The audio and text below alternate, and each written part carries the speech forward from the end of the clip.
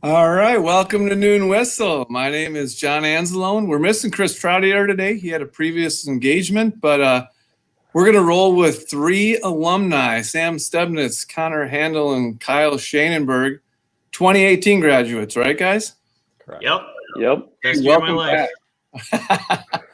Welcome back. We're going to talk about the mini hoop league, right? Oh, yes. Yep. All right. Absolutely. I guess before we get to that, are all you guys graduated from college now? Yep.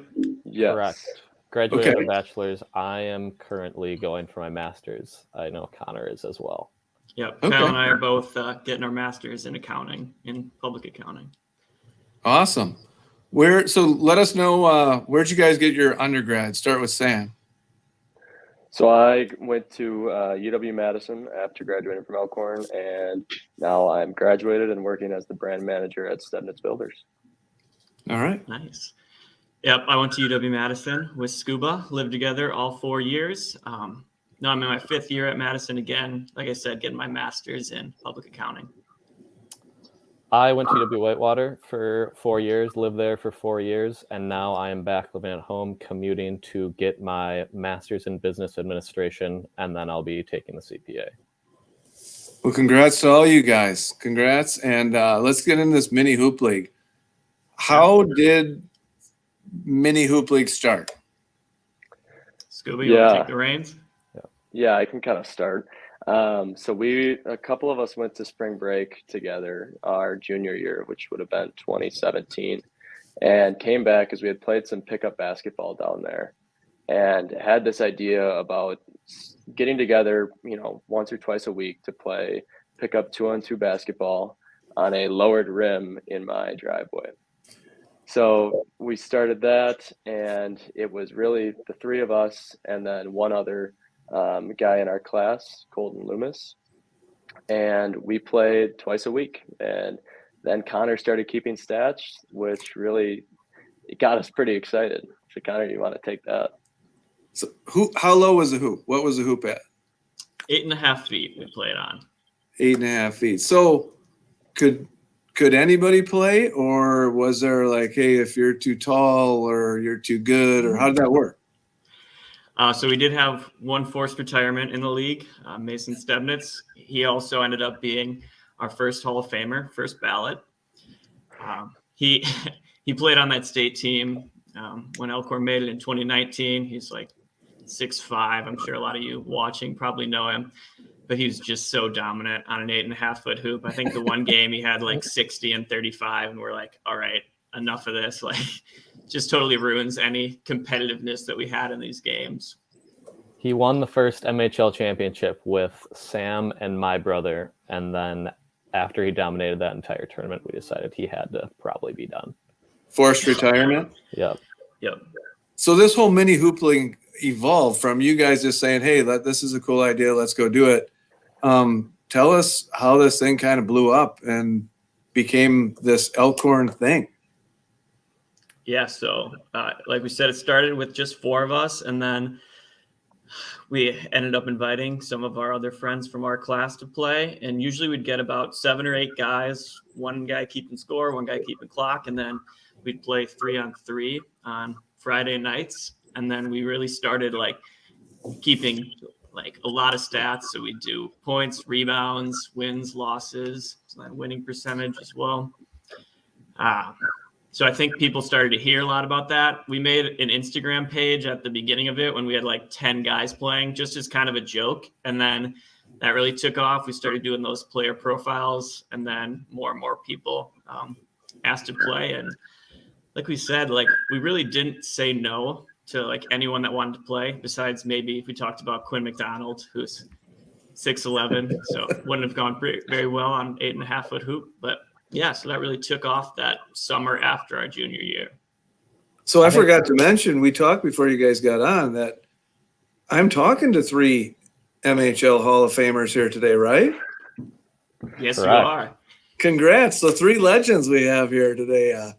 Absolutely. That's awesome. So if I showed up with 2 other guys or 3 other guys and said, hey, we want to play, is that my team, or how did I get on a team?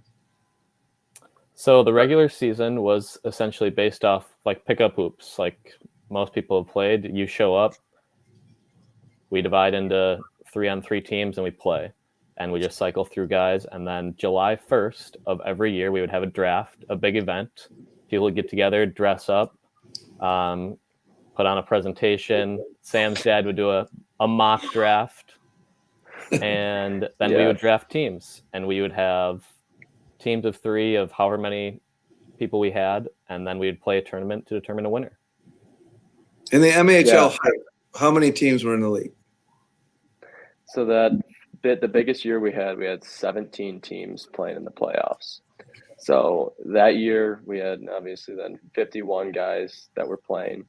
So the lower third of that of the players, based on their stats, were determined the captains, and they drafted their then 2 players to play with them on the team. So that was our biggest year for sure. That's huge. Yeah, it was a lot of fun. Did you guys plan on this thing getting really big, or did it just happen, or how did that go? Not at all. I don't think any of us anticipated this ever getting nearly as big as it got. Like we said, at its peak, 17 teams. At the championship that year, we had 135 people in the Stebnitz's driveway, as well as like an additional 40 people watching on our Instagram live feed.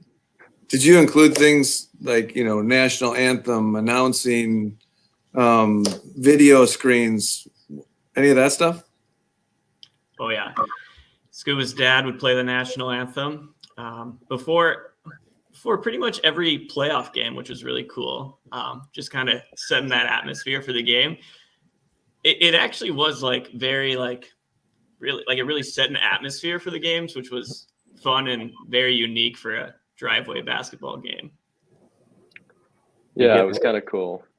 We'd get layup lines, big speaker, get everybody hyped up. I think another big thing was the Stebnitz installing a floodlight on their garage so we could play at night. And then everyone could show up after work, because before we were playing during the day when it worked out with work schedules, but more people are free after 5 o'clock. This kind of took over the Stebnitz driveway, didn't it?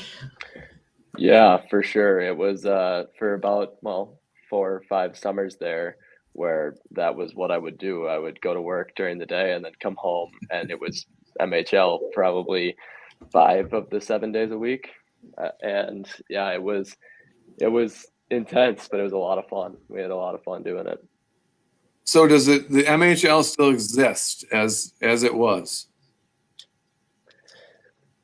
No, not as it was. So last summer was our first summer off, but we did still play on Memorial Day. Every year that we've done it, we've had a Memorial Day shootout where we just have a mini tournament. So most years we get 8 to 10 teams playing in that, but that's just an all day long event. I think we're planning on doing the Memorial Day shootout again as long as people are available. But nothing to the extent that it has been in the past. Any opportunity for the Mini Hoop League Legends tournament or anything like that?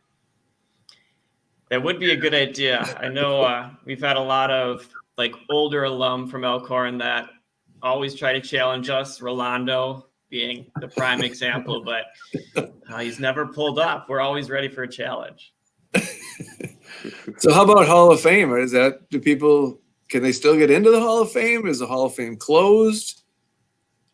I think we would say it's dormant, closed, but open, ready for reopening. Oh, ready for reopening. All right. So people still could get in, and there's still an opportunity for further inductees? I'd say so. Yeah. What might that ceremony look like? It could be big. I think there's a potential to get a lot of people together. The cool thing is we still have those lines of communication, right, with all these people that we've played basketball with for summers. So if we were to say, hey, we're going to get together, we might play a couple games, we might just for the fun of it, and we're going to induct a couple more people into the Hall of Fame, I think we could pull a decent crowd from that group of players. For sure.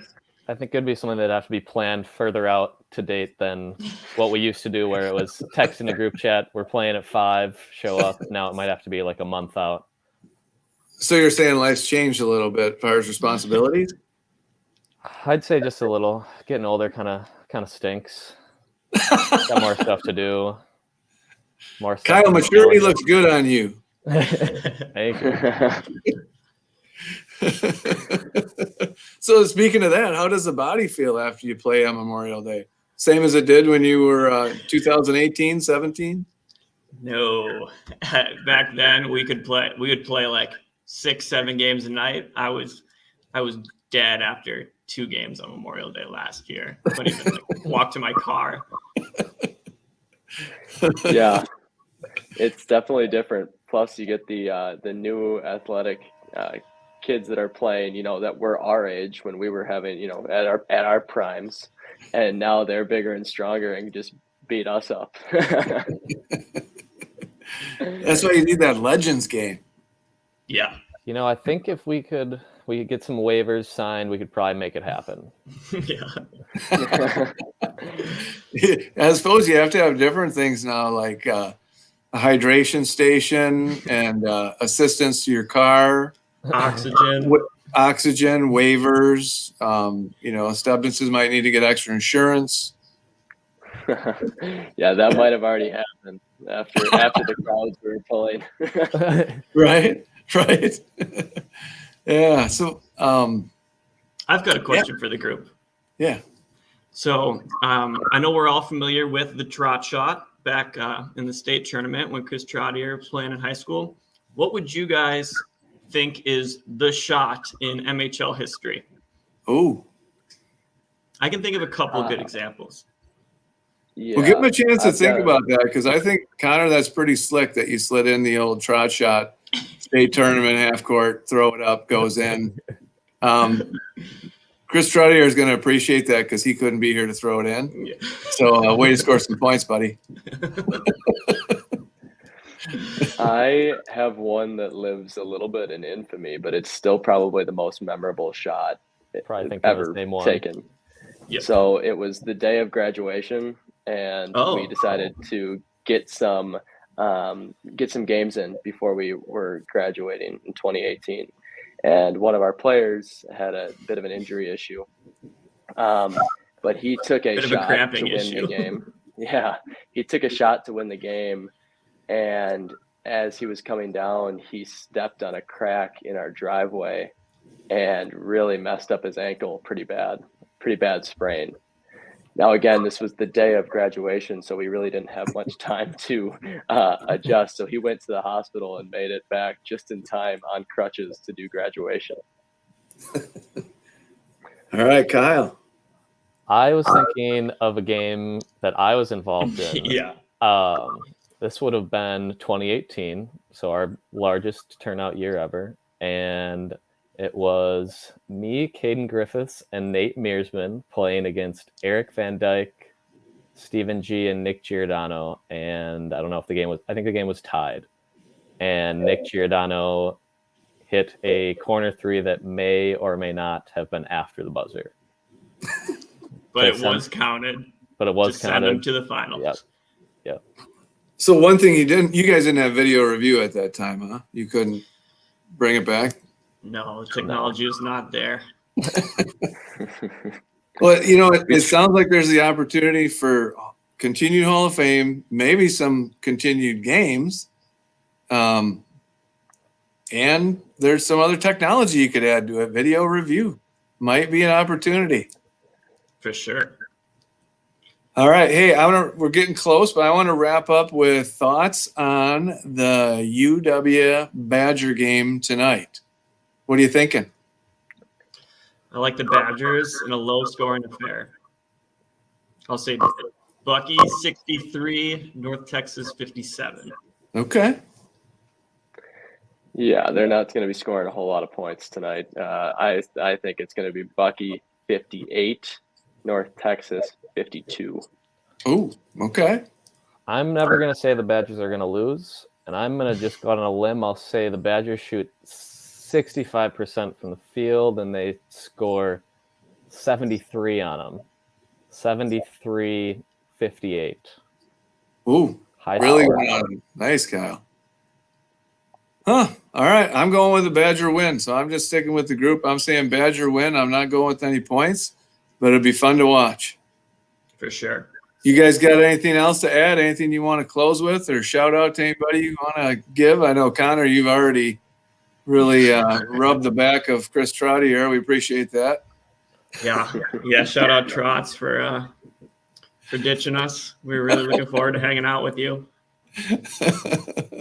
Kyle, Sam, Yeah. anything to close it out? I would just say that it was a really cool opportunity to do this league, and that it's not too hard to, get set up. And it was a fun opportunity for all of us to get together all the time this summer and just spend some time outside playing a game that we really liked. So Thanks for having us. It's always good to reminisce about the mini hoop league. It was a big part of our summer lives in high school and after. Very formative experience for us. Yes. Yeah, for sure. No, appreciate you guys taking time. Appreciate talking to alumni and seeing what you guys are up to now. And it's always fun to reminisce about things that have gone on and things that are Elkhorn. And who knows, maybe someone else see this and pick it up and revive the mini hoop league in their way. So, all right, we're closing out. Awesome.